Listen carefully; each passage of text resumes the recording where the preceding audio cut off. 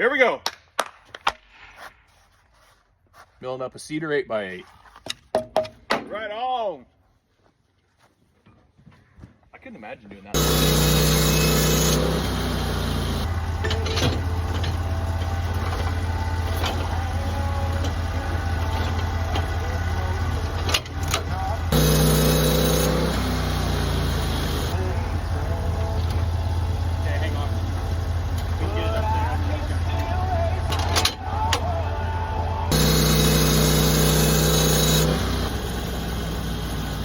Well, Corey milled that one up for us today, or this afternoon, but we were going for an 8x8, but then we actually saw how cool this live edge is here with these knots all nice and dark.